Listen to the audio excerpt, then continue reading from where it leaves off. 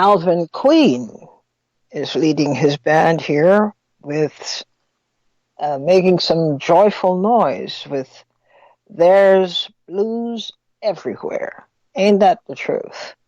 Jesse Davis on alto sax, Terrell Stafford on trumpet and flugelhorn, Mike Ladon on Hammond B3, the organ, and Peter Bernstein on guitar. This is from Queen's 2006 album, I Ain't Looking at You. I love the title of the album. I Ain't Looking at You. That's great. This is Leid Stories. I'm Patrice Leid. And in the hinterlands here, we're getting ready for some treacherous thunderstorms and heavy rain. That is never a good thing. But, you do something and some reason you're not thinking of everything, like, for example, why I chose to live here. And it was a lucky thing. It's on elevated piece of ground. So even when there are major floods, we'll get flooding. Oh, yes, we will. But we will not get the kind of flooding that many people do get because the sea and the rivers and everything, they kind of come together and create pools of water that would not go away for a long time after the main event. So we're watching to see how today's thunderstorms will go. It usually involves brownouts and blackouts. And most importantly, there are people in the low-lying areas closer to the water where the land is pretty flat and subject to inundation by water from the sea, water from the sewage systems. It's a mess. So we're hoping and praying that everything will go okay today. Well, I think we ought to talk about a very interesting development, and we're seeing politics unfolding before our very eyes. Political science, I should say. And that is the political science of the people. And the place I'm looking at is Puerto Rico, where people power is forcing out of office a governor, Ricardo Rosario, and an administration that they can't stomach one day more. They've done all kinds of things to get the matter dealt with effectively. It hasn't worked. And the only solution that they could find, the last thing that they could try, is basically taking to the streets and letting it be known that this is not what they signed up for when they voted in Governor Ricardo Rosselló. Puerto Rico is devastated, not only by the natural issues that they've had to deal with the storm, Hurricane Maria, and other things, but just corruption at a scale we could hardly imagine. There's probably no spot in the current administration in Puerto Rico that is safe from corruption. And, nobody wants to be in the streets. Nobody wants to risk violence. Nobody wants that. Although many times you read the news, you would think that this is exactly what people have been waiting for, an opportunity to be violent in the streets. No.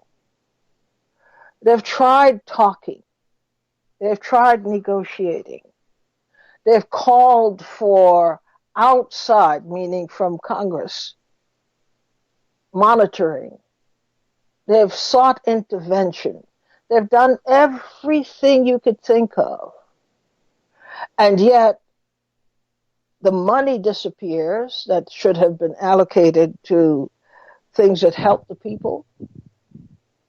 And a layer of regulation is put in place to make sure that it is redirected to the, quote, right hands, unquote. In Washington, there's no real hurry to safeguard the constitutional rights of the people of Puerto Rico. So when the people are looking for help, they're looking for a response that makes sense, there is no response. And the attitude is, look, you guys figure it out. We don't care. We may come to Puerto Rico for a nice little vacation, but that's as much as we really want to be dealing with Puerto Rico. So the people have taken the issue into their own hands. How do we solve this problem of being regulated by essentially a kind of governmental mafia? It's thuggery. The government is doing whatever it wants to do. And Washington is giving it license to do it. The government of Puerto Rico under Rosselló, had access to millions, in fact, billions of dollars that should have gone into development. It should have gone into paying off debts. It should have gone into building schools and hospitals. It should have gone into those things that any forward-thinking government would do to assure that the basics are taken care of. The people, the elderly, do not have to fear that they have a system that guarantees them that they can eat every day, have a meal every day.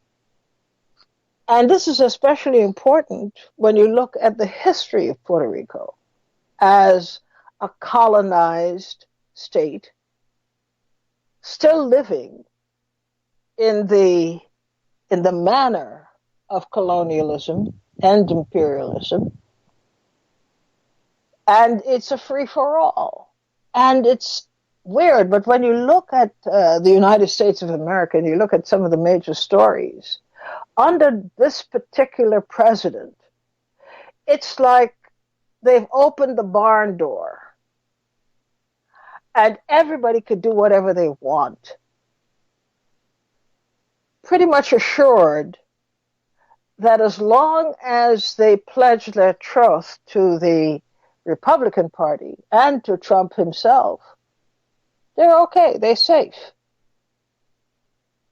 And they put a hurting on people who have few alternatives,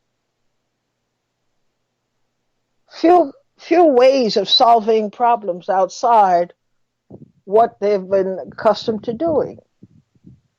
And we're talking about people living, for the most part, at a subsistence level. These are not wealthy people.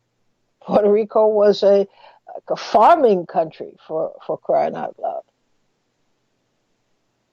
And in recent years, it added more to its portfolio. We see advances in research coming out of Puerto Rico. We see Puerto Rico developing its natural resources and moving ahead towards self-sufficiency. of course, can't be total self-sufficiency when you've had a country that's been deep in colonial rule. Any country that has been under colonial rule will take some time to come into the fullness of its capacity for self-regulation and self-control. But the heartlessness of it, you saw when Trump went down to Puerto Rico after Hurricane Maria and told it, it was a show and tell kind of thing. Here's the president of the United States throwing rolls of paper towels at people in the audience. And, there was a lot of laughter about it, and it was incredibly insulting and heartless. They don't need paper towels, they need food. They need the trees cleared from the roads. They need the electrical system restored. These are the things that they need. And here comes a clown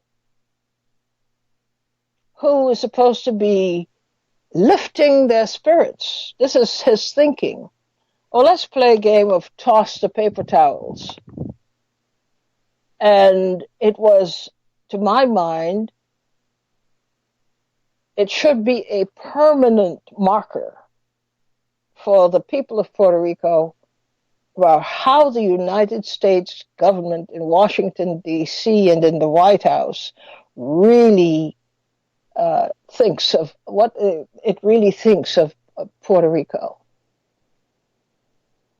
It still has that colonial mentality, only now it's much worse. It's about absolute greed. The land is being taken and divvied up in secret court hearings in Puerto Rico and San Juan and in New York City. And the only people in the room are the bankers, insurance agencies, governmental supposed oversight people, business people. It's business. Nobody there in the courtroom represents the interests of the people. So, with the only weapons they have to fight a mass battle being themselves, Puerto Ricans have taken to the streets. And they're loud. And they cannot be avoided and ignored. And they are irritating this government that is doing everything to oppress them. But they scored a victory. Governor Rosselló has decided that he would quit. He would quit. Well, how can't he not quit? He has nothing going for him right now, except perhaps fidelity by the military. But we will see today and tomorrow, and it's been growing and growing, but tomorrow is the big, big day. We will see what the resolve of people can do. They're not going to be the ones engaging in any kind of violence. They're the ones who will be talking about the utter and complete failure of government by conspiracy. How they have made people suffer for no reason other than they can do it and they could make money doing it. So people have been amassing, they have been speaking out loudly and clearly. And tomorrow, they will send that message definitively that this governor cannot be tolerated anymore. And he has to go. Now, that would naturally lead to what it naturally leads to. There's going to be a lot of infighting because other groups now who believe they have played especially important roles in achieving this will now vie for power. This is what typically happens. But the main thing I wanted to stress is these people advocating for basics. Children should have good schools, or they should have schools, period. People should have decent jobs. The country should be safe and secure. The government should do exactly that. They've been given the charge to govern, not to plunder. And Puerto Rico should respect its past, the capacity that it never was supposed to have. It has it. It can run itself. It has the capacity to produce its own food. It has a capacity to build its own housing. But the money has been looted. And we even had the President of the United States, when in the aftermath of Hurricane Maria, we saw the attitude of the United States that Puerto Rico was some kind of foreign country. That Puerto Rico had nothing to do with the United States. And then when it could ignore its duty no more, it gave a half-hearted response. But by then, thousands of people died needlessly. They still haven't figured out what the final number is. But we saw coming together all these various forces who recognized that it's back to basics. Puerto Rico has to have and affirm its identity and its rights.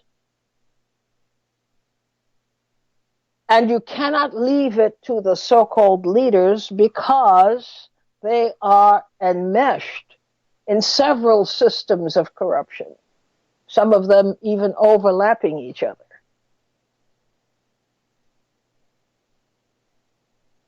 But tomorrow is going to be a great day in Puerto Rico, and a great day for those who watch what is happening in Puerto Rico. Something magical happens when people decide that politics is a hands-on proposition. It's not just for talking's sake. It's about doing. And in a sense, Puerto Rico is returning to its roots, its political roots of people-centered politics. It's a very, very an unnecessarily hard road to that point. And yet it is the essence of politics. And creating changes, political, social, and economic. and securing in the hearts and minds of people, this is our country. And everybody deserves to thrive. Everybody deserves a fair shake. And especially vulnerable sectors of the population, you must make an effort to accommodate their needs. They can't help the situation they're in. They can't help that a storm decided to blast this country and tear it apart. And then the aftermath, people are talking about all the things that can't be done. When during colonial times, everything could be done. You can get a bunch of people and pay them next to nothing or nothing to erect these magnificent buildings and roads and whatnot to symbolize progress. But sometimes we have to look at the lessons being taught outside of the boundary lines about how people approach politics. In this sense, the approach was to hit the streets and be part of the physical manifestation of opposition to what is going on. So that if people had any idea or had any doubt or questions as to where people stand, there it is in front of your eyes. You don't have to guess anymore. You don't have to take surveys. You don't have to take polls. You're seeing for yourself what the people are feeling, what they want. But in the United States, we have, an entirely different approach. Somebody else is supposed to do that. Somebody else is to take our place in the march. The government is supposed to fix it, but it's your community.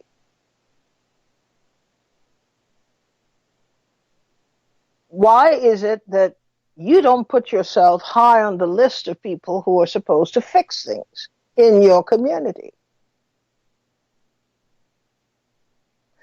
Many people are waiting in the United States, especially in extremely distressed communities. They're waiting for the government to come and fix the problem that the government has an interest in perpetuating. Poverty is one of the problems that the government has an interest in perpetuating. You cannot have a truly democratic society. It will not work, not according to the configurations that we are dealing with in the United States, the philosophy that backs it, the attitudes that entrench it. And we are sold a bill of goods about all the things that can't be done. It will take a long time, except when it is decided that it is the right time, it takes no time at all to get things done exactly the way they want them done. New York City, for example, always had housing not in good shape. Be clear, much of it not in good shape. But Why couldn't these communities have had a head start in creating housing that could serve the needs of the people? But when you have a real estate industry that shapes policy, they're not discussing, the role of housing as part of an overarching plan, an integrated plan in creating a reasonably harmonious society. No, that's not. If that's what you're thinking, the real estate industry does, you're wrong. They're thinking about money, value. Even when they let certain parts, and they're usually the parts where people of color are, even when they let these parts deteriorate beyond reclamation, it has value. Because somebody's going to come along and they are going to buy the thing of real value. Value is not in providing housing. That's not value. Value is in building housing on reclaimed land that, by the mere fact of being redeveloped, shoots up in value. If people were to tell you now what's the newest trend in real estate, you would crack up. You'd say, that can't be true. You're lying to me. A new form of housing is developing. When these areas are reclaimed, they're building what they call tiny houses. Where? On the roofs, where nobody needs to see them. Tiny little houses will be built and constructed on the roofs of these buildings where they are out of sight. And people will pay a serious markup for a little hovel on the top of a building in a particular area.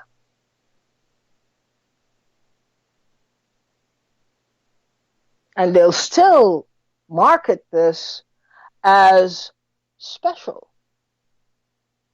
because they have, by then, they would have cleansed the community, physically cleansed it of all the undesirable elements, meaning the people living there.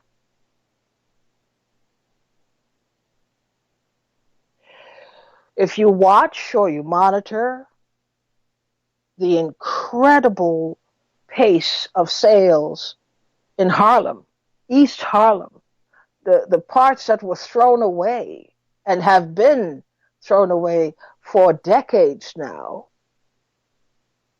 people are paying, on average, in reconstituted buildings, apartments, studios, 1 and 2 bedroom apartments, as much as $2,000 and more per month. It has nothing to do essentially with the intrinsic value of the building. It has to do with the function of the plan. You empty a space, you put nothing on it for a long, long time, because while it's sitting there, it's still accruing in value. And then at a right time, when you sense that the time is right, You pick a perimeter within this abandoned space and you start there. And everything is totally inflationary. Everything is totally unrealistic, but it's selling.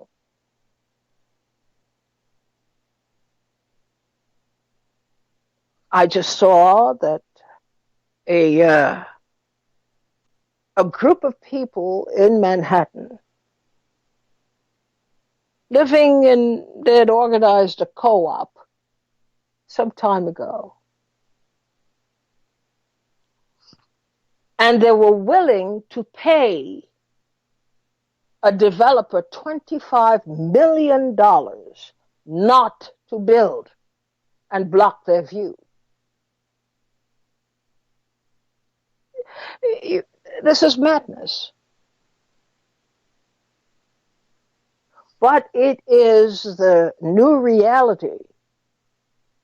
And that new reality accompanies a wave of changes that will determine who deserves privileges and who deserves no privileges. It will realign the idea of rich and poor, because the people who used to be rich are now poor. So a new configuration has to take place. So you have people saying, look, I want my view. We will put together $25 million and pay you to not put up a building that would block our view of the skyline. I mean, this is ridiculous. But all of this stuff is happening in communities that had been or have been written off. The fight really is among people who realize now they've got to make a stand. You're not going to win being passive. You have to be involved. You have to be involved to make changes. You have to build a power base that people will respect, meaning you have the ability in building this power base to affect things, to affect decisions. But we are lazy. Politically, we are lazy. And we have no interest in actually participating in anything. We want to stay on the sidelines and see how it all turns out, which is what the people who have in mind to do things, they know this very well about us. We really don't like being directly involved in anything because it means we'll have to work at it. We'll have to invest a portion of ourselves in it. It's not directly affecting me, so why am I to be bothered? We still have that. And so we watch things develop, and then we get slammed by them. But because we have this racist society, some people can actually afford to do nothing because there will be beneficiaries of massive change anyway.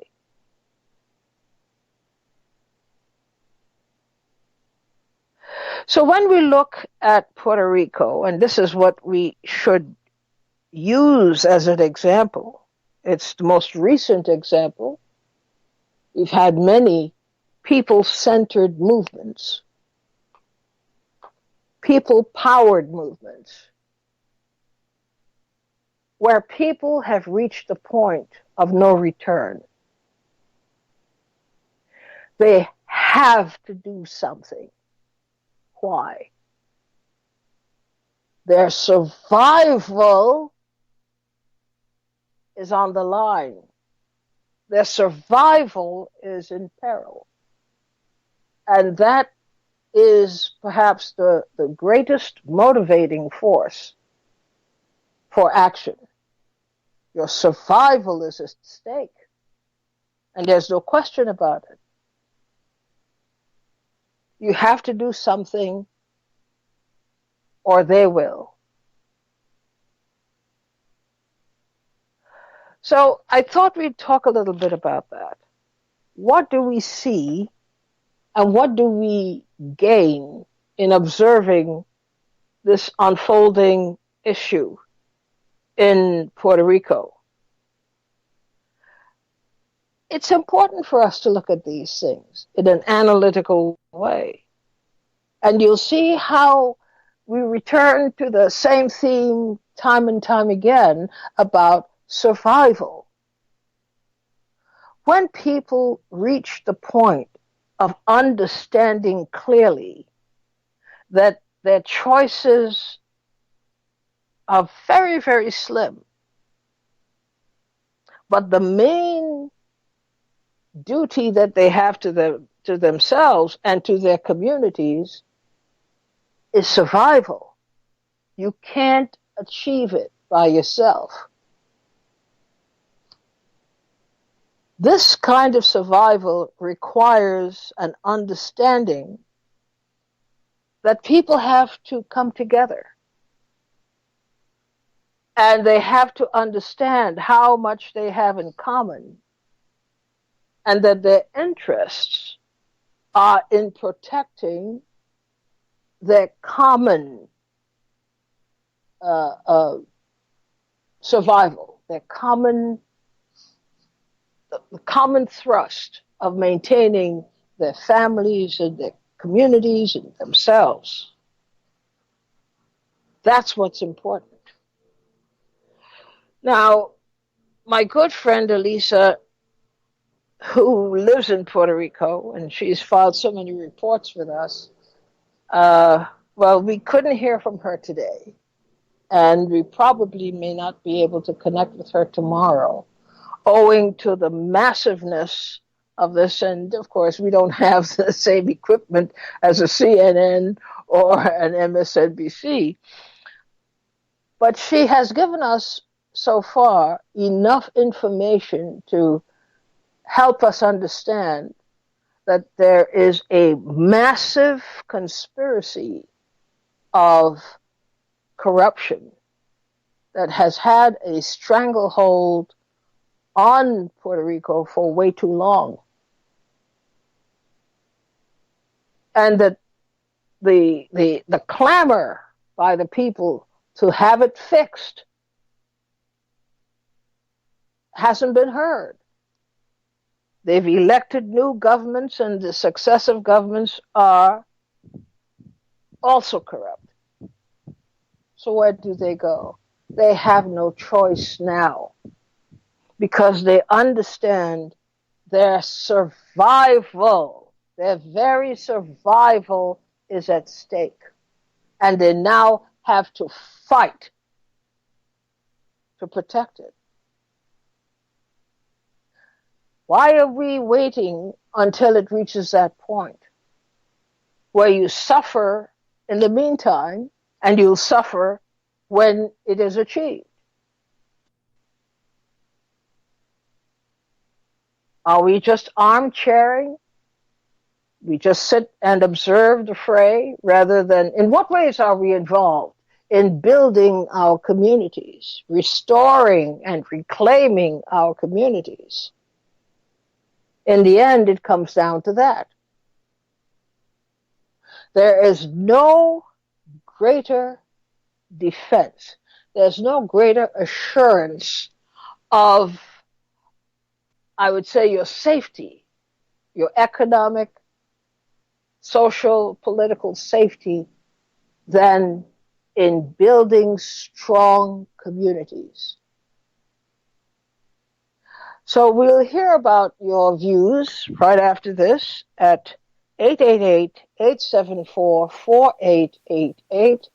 888-874-4888. We're talking about, we're seeing living examples of how things result in consequences. It's not easy to undo the consequences, but you have to do it at some point because the ultimate goal here is survival. We'll be right back after this.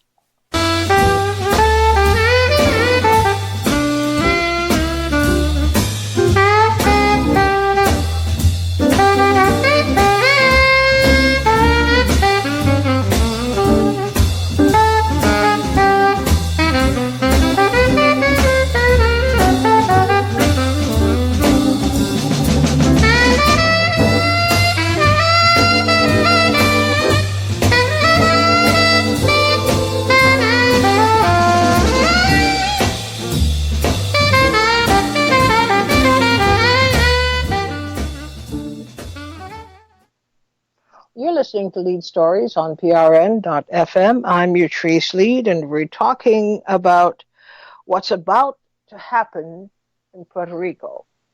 And it is an education, it is a lesson, and it is something that we should all take to heart.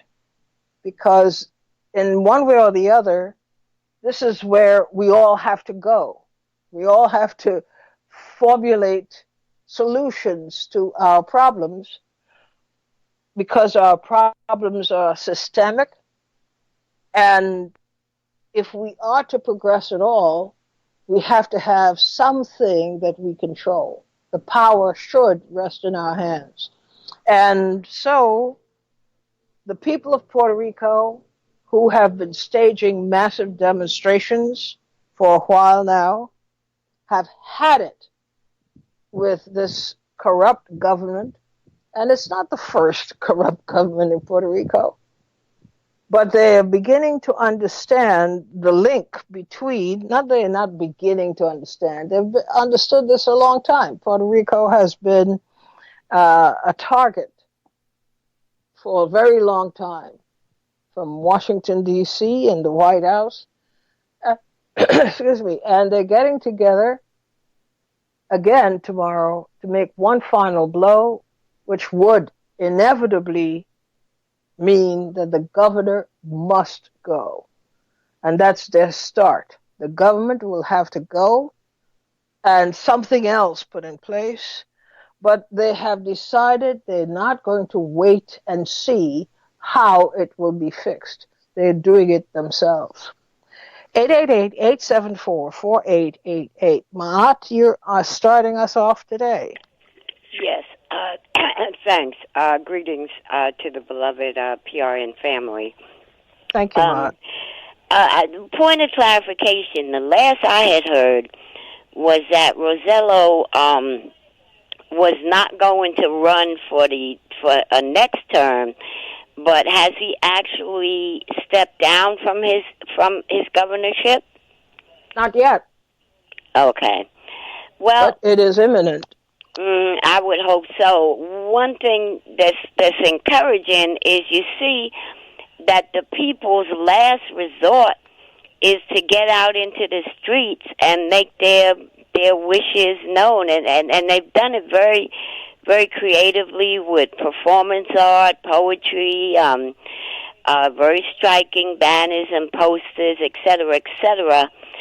I'm also wondering, when is there going to be some fiscal accountability, because they know that there's been looting of the funds, but it's sort of in a vague type stance, and whether they can look at it forensically without the federal government coming in. That's to me is a big concern, because of course Trump has jumped on the bandwagon, and he's singling out the mayor, Cruz, I think her last name is, even yes. though she's one of the people that was attacked because she was trying to do the right thing.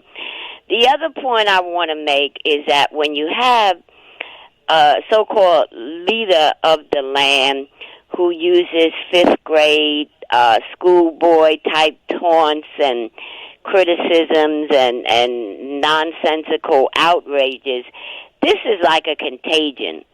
So if you looted the people of what is rightfully theirs, the last thing you would think that you would do would be to get on some social media or text or whatever the case and just act like idiots. It to me is also a parallel that's going on with the border people, including the acting director, just participating in all kinds of cruelty and abusive taunts and outrages. One thing that Trump and his administration doesn't seem that they're going to deal with is what was done to Alexandria Ocasio-Cortez, in that they put on a social media site her being sexually assaulted by the president. I mean, how does that get past the smell test? Well, it gets passed to the extent that people allow it to pass. You will know, I mean, there could be the greatest animus between the White House and certain groups across the country. But Trump will be extremely careful not to cross the line. Nobody has to ask him to not cross the line. Nobody has to beg for respect. It is automatic, and it is because these groups have power. It is because these groups have demonstrated what the cost will be to violating any member of their group or the group as a whole. But when anything goes and really awful things are said and done by the president and the administration, and people, they do the predictable thing. People complain, or they bring to the attention, look how we're being treated poorly. At a certain point, it comes down to this. How much power does your group have? And in what ways can you influence outcomes of things? If you can't influence the outcome of things, then you're wide open. If people understand that, look, when you mess with this group over here, they are known to be fiercely defensive of their group, or of their culture, or of their religion, protective, or of yes, their history. Mm-hmm.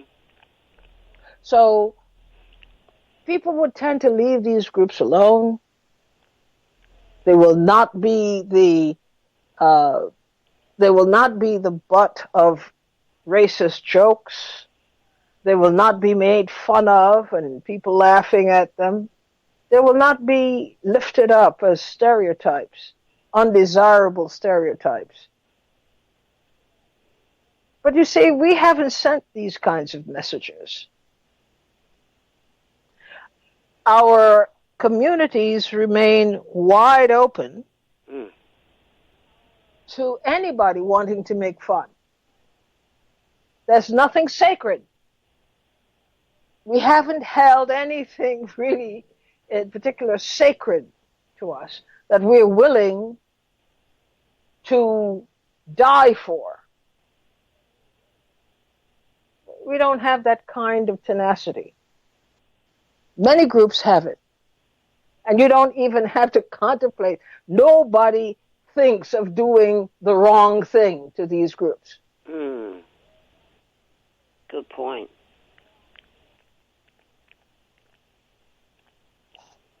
And you people like Bernie Sanders and Elizabeth Warren, I'm not suggesting that they should be attacked in any way, but you notice that the only four women of color that are being tagged as hating the country and socialists, and he always projects. He said that he just makes up stuff that Ocasio said that the country was garbage. He never said that, but he said that when Obama was president. So his projection is targeting only certain people because the so-called white people who he could say, the socialists is ridiculous, and they're being far left as opposed to the danger of their far-right Republican Party now. So we're just living in the middle of craziness. That's all. Yeah, you're right. We are living in the middle of craziness because something is happening, and that is the society itself as a whole is changing. And the ways of doing things also are changing. So we operate with a view, and it's a bit unrealistic, that people have formed ideas by now. They haven't. Not for the most part, they haven't. They're in the process, but they haven't reached hard and fast conclusions about things. Many groups have, many groups have not. Why? The groups that have are groups that have been targeted. They've been on the other end of the spear. The groups that are still changing are groups that enjoyed certain privileges, and they're now dealing with the fact that their estimation of how society behaves has been wrong, and they got to change up. But don't forget, and we have to take this into consideration, for many, it is a courageous act to get out of the ghetto that they've been in, the political, social, and economic ghetto, believing themselves to be people of privilege, for example. That has hit many whites in this country very hard. And now they have to make adjustments. They have to relearn what this is all about and accept facts that they previously had either ignored or rejected. The fact that we are all one because this is a democracy, for example, it's the biggest piece of propaganda there has been. But it worked so well, and it became the mantra of people who had enough sense to know that it wasn't true, but it granted them certain privileges, social privileges, economic privileges, and so they adhered to dogmas that were not true at all. Many people are facing this dilemma. How could they have not seen the truth of these things? So, thank you for getting us started, Mahat. Tom from Connecticut, you're next. Hello, Utrice. Hello. I don't recall the gentleman's name, a professor who you've had on quite a few times, talking about popular revolutions in many different countries. Gerald Horne. Yes. And I believe I got through on a call one time and posed a question to him. At what point did any movement really fulfill what the goal was to galvanize the people and then move them into a point of power where it wasn't then corrupted by greed and avarice and everything else that corrupts human beings? And he really paused, and he kind of said, well, yeah, you have a point. I'm just wondering, in this country, what would be the impetus that would allow, first of all, a change like this to happen, and then really would the outcome be just the same with different faces, catering to different groups that are in their favor. Well, we I look think it's a real... at history, and history gives us the answer. When people come together with a shared vision, a shared quest, a shared idea about what it is they want to do, they proceed to do it. Now, this has nothing to do with whether it's right or wrong. No, absolutely. Okay. But there's... So we had the great founding fathers and all of that. When you look closely, you see how wrong they were. You see how psychotic they were in their thinking. That you could leave one country, you come to another country, you employ mass annihilations, genocides, because your intention is to, well, these people obviously will become your enemies, if not now, very soon, so you obliterate them, and you take over the country. Now, that sounded like a very logical plan to them. And they did it. They constructed methodically all the pieces of the apparatus of control, mass control. And they implemented it. They call it, struggle for independence. Well, that's... Yes. The struggle for independence. But when you look at it, you see it really was about mass slaughter and taking over. Music means I gotta go. Well, I do have to go, and we'll talk about, we'll follow this up tomorrow. Thanks so much for listening today. Bye-bye.